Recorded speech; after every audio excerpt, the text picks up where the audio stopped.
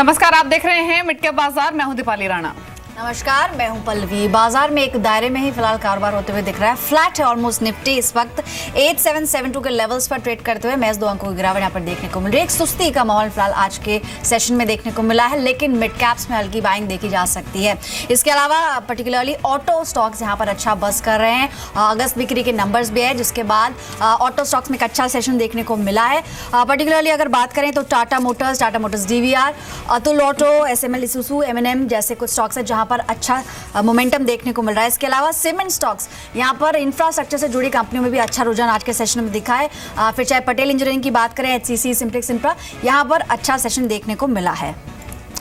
जी, तो शुरुआत आज मार्केट्स की एक सॉफ्टनेस के साथ ही हुई थी और सुबह से अब तक के कामकाज में एक छोटे से दायरे में ही भारतीय बाजार घूमते हुए नजर आए हैं। लेकिन जब आपकी क्वेरीज हैं मिड कैप शेयर से जुड़ी, वो इस शो में हम शामिल करेंगे। 2 मेहमान हमारे साथ मौजूद भी है, धवल पी व्यास हैं और राजेश गुप्ता हैं, जिनसे हम आपके सभी क्वेरीज को एड्रेस करेंगे। लेकिन अब सबसे पहले आपको तरीका बताएंगे कि इस शो में शामिल होने का। मिड कैप हमारा कीवर्ड है। मिड कैप आप लिखिए, अपना सवाल आप मेंशन कीजिए, उसको भेज दीजिए 57575 पर।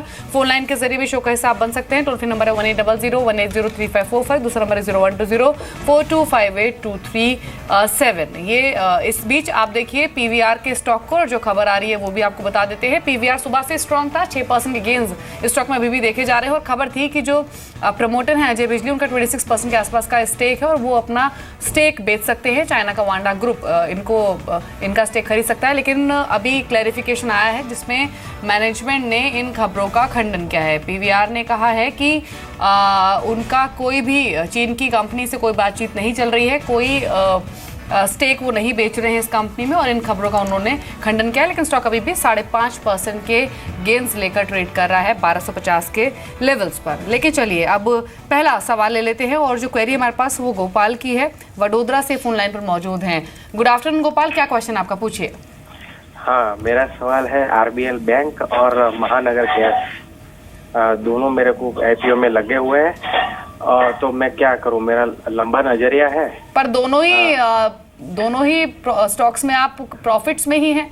महानगर गैस भी, क्योंकि आप देखिए लिस्टिंग सब तक लगातार चल रहा है, और आरबीएल बैंक ने तो 2 सेशन में अच्छा परफॉर्म किया है। तो अभी नीचे जा रहा है, तो अभी क्या करूं? बेच दूं क्या रहने दूं? ठीक है, आपको कमेंट्स दिलवा देते हैं, लेकिन आपको घबराने की जरूरत नहीं, क्योंकि दोनों ही कंपनी जो आपने चुनी है इनके फंडामेंटल्स काफी स्ट्रांग हैं और लॉन्ग टर्म पर्सपेक्टिव से ज्यादातर जो एक्सपर्ट्स हैं उनका व्यू पॉजिटिव है। फिर भी आपको राय दिलवा देते हैं। राजेश, गुड आफ्टरनून, क्या सलाह देंगे आप? दोनों ही नए आईपीओ हैं। महानगर गैस लिस्टिंग से अब तक लगातार चला है, अभी थोड़ा सा ऊपरी स्तरों से नीचे जरूर आया है, लेकिन एक स्ट्रांग मूवर रहा है लिस्टिंग से अब तक। And same goes with RBL bank, एक स्ट्रांग लिस्टिंग के बाद भी कल अच्छे गेंस थे, अभी 301 के आसपास ट्रेड कर रहा है। तो जो मुनाफा मिल रहा है निकल आए हैं लेकर, या फिर होल्ड रखे अभी भी? देखिए दीपाली, जहाँ तक आरबीएल बैंक की बात है, मैं स्टॉक कवर नहीं करता, सो मैं इस पर कोई व्यू दे नहीं पाऊंगा। लेकिन बैंकिंग स्पेस में अगर बात करें तो छोटे बैंक जैसे डीसी बैंक वगैरह है, आप चाहें तो वो स्टॉक ले सकते हैं। जी, महानगर गैस पर भी आपका कोई व्यू नहीं है राजेश? नहीं, दोनों स्टॉक में महानगर गैस और आरबीएल बैंक दोनों में ही मेरा कोई व्यू नहीं है। जी, महानगर गैस और आरबीएल दोनों ही नई लिस्टिंग्स हैं। टेक्निकल व्यू भी इन पर देना थोड़ा मुश्किल है गोपाल, लेकिन क्योंकि आप स्ट्रॉन्ग प्रॉफिट्स पर बैठे हैं, अगर आप प्रॉफिट्स लेकर निकलना चाहें बाहर तो भी आप बाहर आ सकते हैं। लेकिन ज़्यादातर जो जानकार हैं वो यही मानते हैं कि अगर लंबी अवधि का व्यू है तो दोनों स्टॉक में आप निवेशित रह सकते हैं। चलिए कुछ और सवालों को शामिल करते हैं। आशीष इस वक्त फोन लाइन पर हैं आगरा से। नमस्कार आशीष, गुड आफ्टरनून, बताइए कौन सा स्टॉक लिया है आपने? मैंने आईबी रियल एस्टेट ले रखा है 1000 शेयर, 80 रुपए के भाव में। अच्छा, ओके, 80 रुपीज पे आपने खरीदे। कब की खरीदा है, क्योंकि उसके आसपास से आज ट्रेड कर रहा है? हाँ, अभी कुछ ही दिनों पहले लिया था। ओके, और लॉन्ग टर्म इन्वेस्टर हूँ। ऑलराइट, ठीक है। इन्होंने 80 रुपए के आसपास खरीदा है और आज भी लगभग उसी लेवल्स पर ये काम कर रहा है। लगभग 2% तक की तेजी है। धवल, आपसे जानना चाहेंगे इंडियाबुल्स रियल एस्टेट कैसा लगता है आपको? लॉन्ग टर्म के निवेशक हैं? देखिए, अभी आप अगर लॉन्ग टर्म के इन्वेस्टर हो तो बेसिकली मेरे ख्याल से इंडियाबुल्स रियल एस्टेट जो है कहीं ना कहीं आपको एक मौका देगा एग्जिट करने का 85 to 88 की रेंज के इन बिटवीन। तो अभी होल्ड करें विद अ स्टॉप अराउंड 74, और पूरी क्वांटिटी जो है 85-88 की रेंज जो है उसके बीच में कहीं ना कहीं आप ऑफलोड कर दे, वो बेटर रहेगा। The stock is having very steep resistance in the zone of 90 to 100, और ये जो है पुराना 3 साल का रेजिस्टेंस है, और ये ब्रेक करने के लिए काफी डिफिकल्टी होगी स्टॉक को। तो मेरे ख्याल से ये ब्रेक इजीली होगा नहीं, तो आप एग्जिट करने की ट्राई करें जो अंडर परफॉर्मर है ऐसे स्टॉक। एग्जिट करने की सलाह है इंडिया बुल्स रियल एस्टेट से। अभी आपके परचेजिंग प्राइस पर ये स्टॉक ट्रेड भी कर रहा है। धवल मानते हैं आप निकल आइए बाहर। रवि हमारे साथ कोलकाता से। रवि गुड आफ्टरनून, क्वेश्चन पूछिए अपना। आइडिया के 300 शेयर मैंने शॉर्ट किए हैं 82.30 है इंट्राडे के हिसाब से। आज ही अपने पोजीशन बनाई है, तो अभी तो आप जी हाँ, प्रॉफिट्स में ही है आज क्योंकि स्टॉक ऑलरेडी 81 के लेवल्स पर है, डे लो पर ट्रेड कर रहा है। मेरा टारगेट 77-80 का मैंने रखा है, क्या आ सकता ये है? इंट्राडे के लिए टारगेट रखा है आपने 77 का? जी हाँ, ठीक है। 77-80 इंट्राडे। धवल आप ही के कमेंट्स इस पे लेंगे। 82.3 के लेवल पर इन्होंने इंट्राडे में शॉर्टिंग की। ऑलरेडी इनको मुनाफा हो रहा है क्योंकि स्टॉक 80.95 पर आ चुका है, दिन के निचले स्तरों पर है। ये पोजीशन काट लें अभी, या फिर अभी रिमेनिंग सेशन में इन स्तरों से भी नीचे आ सकता है? 77 या फिर 78 के लेवल्स भी जा सकता है ये स्टॉक। देखिए आइडिया में हमारा एक जो ट्रेडिंग व्यू था वो ये था कि बिलो 97 शॉर्ट करना है और बिलो 97, 87, 86 के टारगेट आएंगे। उसके बाद फिर से आज मॉर्निंग में भी एक जो है फ्रेश शॉर्ट जो है क्रिएट करवाया है। तो आइडिया में बेसिकली मेरे ख्याल से 74, 75 लेवल्स जो है अगले कुछ दिनों में आ सकते हैं। इंट्राडे में धवल क्या टारगेट होंगे? इंट्राडे में ये पूछना चाहते हैं स्पेसिफिकली। हाँ मैं आ रहा हूँ एक्चुअली। इंट्राडे अगर ट्रेडिंग आप कर रहे हो तो मेरे ख्याल से it is better to lock your profit, क्योंकि ऑलरेडी अराउंड 3% स्टॉक डाउन है। और अगर आप रिस्क रिवॉर्ड के हिसाब से भी देखते हो तो मेरे ख्याल से अभी रिस्क रिवॉर्ड के हिसाब से भी इंट्राडे में जो है पोजीशन अभी अपनी जो है एग्जिट कर ले। बट जो पोजिशनल ट्रेडर है वो शॉर्ट करके कंटिन्यू जो है शॉर्ट पोजीशन है अपनी कंटिन्यू रख सकते हैं विद टारगेट ऑफ 75। ऑलराइट, 75 के टारगेट्स यहाँ पर मिल सकते हैं। अगले दर्शक है नवीन, कर्नाटक से जुड़े फोन लाइन पर। नवीन बताइए कौन सा स्टॉक लिया है आपने?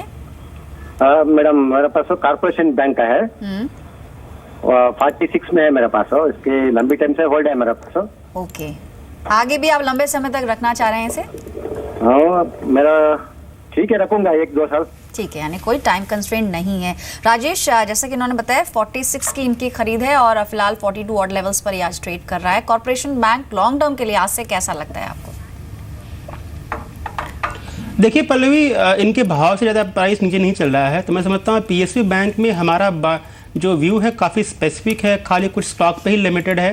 तो मैं समझता हूँ कि एक बार रैली आया तो इस स्टॉक में से निकलने की कोशिश करें। पंजाब नेशनल बैंक और बैंक ऑफ बड़ौदा दो ऐसे स्टॉक हैं पीएसयू बैंक में जो उससे बेहतर लग रहे हैं। तो पीएसयू बैंकिंग स्पेस में जो चॉइसेस हैं राजेश की, वो पीएनबी, बैंक ऑफ बड़ौदा जैसे स्टॉक्स के साथ हैं। तो आप उछाल पर बेचे कॉर्पोरेशन बैंक और पीएसयू बैंक्स में अगर एक्सपोजर लेना है तो इन स्टॉक्स में आप ले सकते हैं। अगली क्वेरी भी बैंकिंग शेयर पर ही है। महेश है हमारे साथ राजकोट से। महेश नमस्कार, सवाल पूछिए अपना। मेरा सवाल धनलक्ष्मी बैंक पर है। मैंने 24 रुपये में 400 शेयर लिए हुए हैं और मेरा सवाल है धवल से। अच्छा, और आपका परचेसिंग प्राइस 24 रुपए का है? हाँ, एक और सुजलोन पर है, 1016 रुपये में लिए हुए हैं। दूसरा स्टॉक आपने रिलैक्सो बताया, परचेसिंग प्राइस क्या है इसमें? 16 रुपये। ठीक है, क्या करना चाहिए धवल? धनलक्ष्मी बैंक 24 रुपीज की इनकी परचेसिंग है, 22.5 पर ये स्टॉक ऑलरेडी ट्रेड कर रहा है। और दूसरी क्वेरी है इनकी रिलैक्सो फुटवेयर पर। क्या कमेंट्स हैं आपके दोनों शेयर्स पर? आई गेस सुजलॉन पे है या रिलैक्सो पे है? सॉरी, सुजलॉन पर ही है, माफ कीजिए, क्योंकि इन्होंने 16 रुपए का परचेसिंग प्राइस बताया। रिलैक्सो तो 400 रुपए का शेयर है सुजलॉन। सी पहले सुजलॉन पे बोलते हैं कि देखिए जो भी स्टॉक अंडर परफॉर्मर है उसको आपके पोर्टफोलियो में रखना मेरे ख्याल से ठीक नहीं है। ट्राई करें एग्जिट कर लेने की। ये स्टॉक जो है सुजलॉन खास करके 20-21 के लेवल क्रॉस करता है तभी जो है फ्रेश एंट्री ली जानी चाहिए for target of 28। As of now exit is the call in Suzlon. Dhanlaxmi bank का जहां तक सवाल है, मेरे ख्याल से again this is a bad stock in terms of returns. तो मेरे ख्याल से ये भी स्टॉक जो है आपको कुछ खास जो है रिटर्न नहीं दे पाएगा। बेटर है इस स्टॉक में से भी आप एग्जिट करें और एंट्री करें एचडीएफसी बैंक या LIC housing. LIC housing is very good stock. अगर 2 साल रख पाएंगे तो अराउंड 35% रिटर्न मिल सकता है। ऑलराइट, चलिए अगला सवाल एसएमएस के जरिए, और ये हमें भेजा है प्रशांत नायक ने मुंबई से। वेदांता है इनके पास, ऑलमोस्ट 50 शेयर्स हैं, 164 के लेवल्स पे लिए हुए हैं। ओवरऑल अगर राजेश बात करें तो मेटल स्पेस में वेदांता कैसा लगता है आपको? आज हालांकि डे लो के आसपास ही काम कर रहा है, लेकिन इनकी खरीद से फिलहाल इनको 4 रुपये प्रति शेयर का प्रॉफिट हो रहा है। क्वांटिटी बहुत ज्यादा नहीं है, क्या सलाह देंगे आप वेदांता पे?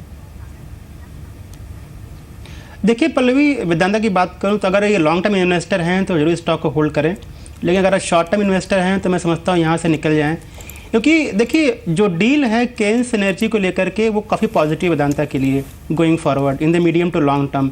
लेकिन इन द नियर टर्म जो रिस्क है कंपनी के लिए वो ये है कि जिंक के prices already all time high पे चल रहे हैं, यहाँ से नीचे आ सकता है। क्रूड के प्राइसेस को 50 से 60 के ऊपर ब्रेक करना थोड़ा सा मुश्किल लग रहा है। अगर फेड ने यहाँ से रेट हाइक कर दी तो मैं समझता हूँ प्राइस और नीचे आ सकते हैं। तो ओवरऑल नियर टर्म ये रिस्क रहेंगे कंपनीज के लिए, लेकिन गोइंग फॉरवर्ड अगर लॉन्ग टर्म इन्वेस्टर हैं तो जरूर स्टॉक को होल्ड करें, शॉर्ट टर्म में निकल जाएं यहाँ से। जी, अनूप है अगले कॉलर हमारे साथ फोन लाइन पर दिल्ली से। अनूप नमस्कार, क्वेश्चन पूछिए अपना। Good afternoon. बताइए क्या सवाल है। मेरे पास 2 शेयर हैं। एक तो है कोलपाल इंडिया जो मैंने इंट्राडे किया है 959 पे, 140 शेयर हैं। तो अभी उसको मैं 3-3.5 बजे तक रखूं या उसको मैं अभी बेच दूं? इंट्राडे के लिहाज से आपने पोजीशन बनाई है, नुकसान हो रहा है अभी आपको क्योंकि 952 पर स्टॉक है। दूसरा स्टॉक कौन सा है आपके पास? दूसरा सुबेक्स है, 13 रुपए में लिया है, वो लॉन्ग टर्म के लिए लिया हुआ मैंने। सुबेक्स, लेकिन ये तो पैनी कैटेगरी का स्टॉक है। क्या है आपका बाइंग लेवल सुबेक्स में? 13 रुपीज। 13 रुपीज, ठीक है। क्या करना चाहिए धवल? सुबेक्स 12 रुपए पर ट्रेड कर रहा है। फाइनेंशियल्स जो है कंपनी के वो बेहद कमजोर है। और दूसरा स्टॉक है इनके पास कोलगेट पामोलिव, लेकिन यहाँ पर इन्होंने इंट्राडे में पोजीशन बनाई है लॉन्ग साइड पर, वो भी 959 के लेवल्स पर। 952 पर स्टॉक है, ट्रेड कर रहा है, तो डेफिनेटली नुकसान हो रहा है इनको। क्या करना चाहिए दोनों शेयर्स में? ये सुबेक्स एक वीक स्टॉक है, बेसिकली 450 के अराउंड चल रहा था 2007 में और अभी 12 रुपए चल रहा है। आप एग्जिट कर ले, वही बेटर रहेगा। ऐसे स्टॉक में एंट्री ही नहीं करनी चाहिए आइडियली, अगर प्रॉफिट करना है ट्रेडिंग या इन्वेस्टमेंट में भी तो भी। जहाँ तक कोलगेट का सवाल है, कोलपाल बेसिकली जब भी आप इंट्राडे ट्रेडिंग करें एक रेंज जरूर देखें पिछले 4-5 दिन की। Basically 960 955 is resistance zone for the stock. तो मेरे ख्याल से आप जो है 948 में एक स्टॉप लॉस लगाएं और इंट्राडे में 3 बजे 3:15 तक जो है वेट कर लें। वहाँ पे जो है मेरे ख्याल से 955 फिर से मिल सकता है आपको, वहाँ पे आप एग्जिट कर लें। बेटर है आप नीचे के लेवल पे एंट्री करें जब भी इंट्राडे करते हो। जी।